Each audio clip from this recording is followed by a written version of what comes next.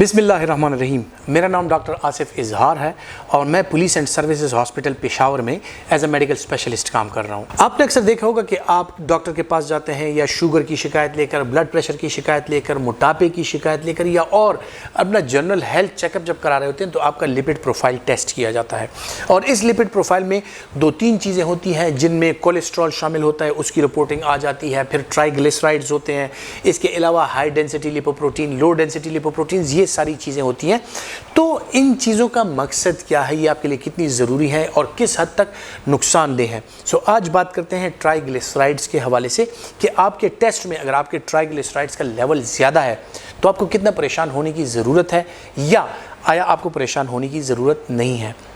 सबसे पहले मैं आपको ये समझा देता हूँ कि जब भी हम कोई चीज़ खाते हैं, जब वो हज़म होती है तो वो मुख्तलिफ़ किस्म की चीज़ों में कन्वर्ट होती है। इस तरह के प्रोटीन्स होते हैं तो वो टूट कर और वो हज़म होने के लिए अमाइनो एसिड्स में कन्वर्ट होते हैं। इसी तरह कार्बोहाइड्रेट्स जो हैं वो टूट कर उसमें ग्लूकोज और इस तरह के मुख्तलिफ़ किस्म के और कार्बोहाइड्रेट्स बन जाते हैं। इसी तरह आपके फ़ैट्स जो हैं, जब भी आप कोई ऐसी चीज़ लेते हैं जिसमें फ़ैट्स होते हैं, जिसमें चर्बी होती है, जो मुरगन चीज़ें होती हैं, जब आप वो लेते हैं तो ये मुख्तलिफ़ किस्म के ऑयल्स या मुख्तलिफ़ किस्म के घी वगैरह या चर्बी वाली, उनमें जो चर्बी होती है वो आपकी बॉडी में जाती है और वहाँ पर जाकर मुख्तलिफ़ छोटे छोटे सेगमेंट्स में डिवाइड हो जाती है जिन्हें काइलोमाइक्रॉन्स कहा जाता है। काइलोमाइक्रॉन्स आपके ब्लड में जज्ब हो जाती है और आपका ब्लड जो है उनको कैरी करता है, लिवर की तरफ लेके जाता है, स्टोर करने के लिए लेके जाता है, ताकि जब भी आपकी बॉडी को ज़रूरत हो फैट्स की,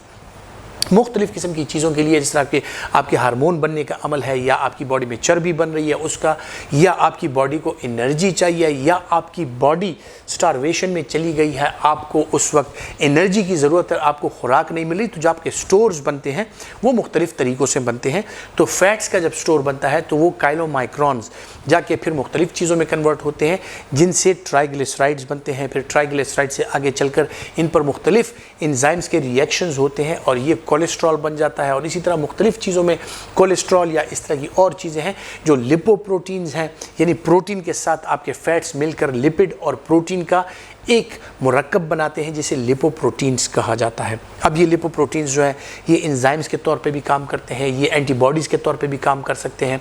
ये सारी चीज़ें जो हैं, इनमें अगर आपके ट्राइग्लिसराइड का लेवल हाई है तो आपको क्या क्या मसाइल हो सकते हैं या आपको क्या एहतियाती तदाबीर इख्तियार करनी है। अगर आपके ट्राइग्लिसराइड्स हाई हैं तो यही ट्राइग्लिसराइड जो है बाद में जाके कन्वर्ट होते हैं कोलेस्ट्रॉल में और मुख्तलिफ़ किस्म के और फैट्स में, और आपके फैट्स जो है, आपका बॉडी फैट्स का कंटेंट जो है वो बढ़ता है, आप मोटापे का शिकार हो सकते हैं। कोलेस्ट्रॉल की वजह से आप में एथेरोस्क्लेरोसिस यानी शरियानों की बीमारियां आ सकती हैं और खुदा न खास्ता आपको शुगर या ब्लड प्रेशर अगर है तो इसकी वजह से आप हार्ट अटैक का शिकार हो सकते हैं, आप फालिज का शिकार हो सकते हैं, आप किडनी फेलियर यानी गुर्दे की कमज़ोरी का आप शिकार हो सकते हैं। तो ये चीज़ें जो है इनको कंट्रोल रखना और इनको एक ख़ास लेवल पर रखना जो है वो इंतहाई ज़रूरी है। अब अगर कुछ लोगों को शुगर या ब्लड प्रेशर या मोटापा नहीं है, वो जाके रूटीन चेकअप पे अपना टेस्ट कराते हैं और उनका कोलेस्ट्रॉल या ट्राइग्लिसराइड लेवल हाई निकलता है तो उनको क्या करना चाहिए। सबसे पहले जो एक बुनियादी चीज़ है वो ये है कि आपको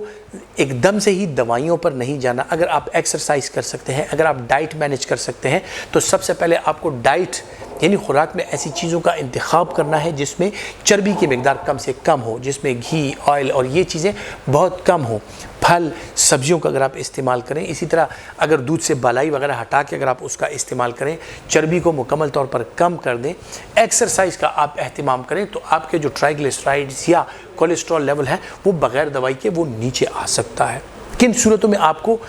ये अंदेशा हो कि आप उसके लिए दवाई का इस्तेमाल करें या कौन सी ऐसी कंडीशंस हैं जिसमें हम दवाइयाँ देते हैं, तो उनमें अगर किसी बंदे को फालिज हुआ हो या कोई बंदा ऐसे हो कि उसको इस्कीमिक हार्ट डिजीज़ हो, उसको हार्ट अटैक हुआ हो, या किसी बंदे को हार्ट के अंदर स्टंट लगे हुए हों, तो ऐसे लोगों में हम अक्सर औकात जो है तो दवाई का इस्तेमाल स्टार्ट करा देते हैं। और ये दवाइयाँ जो है ज़्यादा लंबे अरसे के लिए भी खानी पड़ सकती हैं या फिर उस वक्त तक खानी पड़ती हैं जब तक आपका लिपिड प्रोफाइल नॉर्मल पे नहीं आ जाता। तो मकसद कहने का यह है कि सबसे पहले आपके लिए ये जानना ज़रूरी है कि आप किस कैटेगरी में फॉल करते हैं, आपका ट्राइग्लिसराइड लेवल कितना है, आपकी एक्टिविटीज़ कितनी है, आपका लाइफस्टाइल कैसा है। तो जिन लोगों का भी लाइफस्टाइल सेडेंट्री है वो एक एक्टिव लाइफस्टाइल अपनाएं, अच्छी डाइट का आप इंतखाब करें, उन डाइट्स का इंतखाब करें जिनमें फ़ैट्स कम हो, यानी अगर गोश्त खाना मतलूब हो तो आप मछली या चिकन का गोश्त खा सकते हैं। इसके अलावा फल सब्जियों में कभी भी आपको ट्राइग्लिसराइड्स या कोलेस्ट्रॉल का इशू नहीं होगा।